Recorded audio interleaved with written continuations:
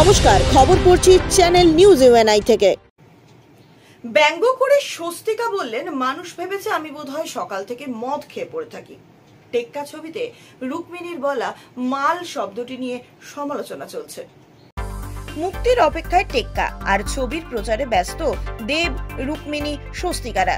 হঠাৎ কেন এমন মন্তব্য করে বসলেন অভিনেত্রী? টেক্কাতে ছক ভাঙা চরিত্রে দেখা যাচ্ছে রুক্মিণী মৈত্রকে।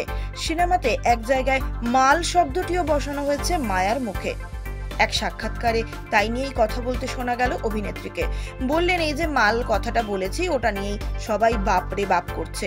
মেয়ের মুখে মাল, যেহেতু সাধারণত সবার মুখে শোনা যায় না, সবকিছু মিলিয়ে মায়া একটা অভিনব চরিত্র। তাকে যখন জিজ্ঞেস করা হয় কেন এইসব ক্ষেত্রে মেয়েদের নিয়েই বেশি আলোচনা হয়, পুরুষদের নিয়ে তো নয়, তাতে স্বস্তিকা বলেন, এমন শব্দ যেগুলোকে গালাগালি হিসেবে ধরা হয় আমি সব বলে দিয়েছি।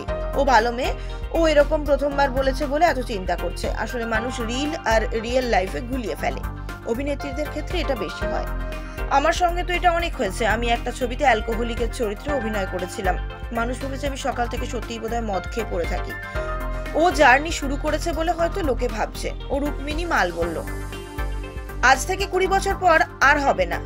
আর তাও যদি লোকে ওর মাল বলা নিয়ে এত আলোচনা করে, তাহলে বুঝতে হবে ও মালটা খুব ভালোভাবে বলেছে। আরো বললেন স্বস্তিকা। টেক্কাতে দেবকে দেখা যাবে এক ছাপোষা মানুষের ভূমিকায়, যার ভেতরে জমে থাকা ক্ষোভ আগ্নেয়গিরির মতন ফুটে বেরোয় চাকরি চলে গেলে। সে একটি স্কুল ছাত্রীকে কিডন্যাপ করে নিয়ে যায়, আর এই কিডন্যাপারের থেকে বাচ্চাটিকে ছাড়িয়ে আনার দায়িত্বেও চাপে পুলিশ অফিসার মায়া ওরফে রুক্মিণীর ওপর পড়ে।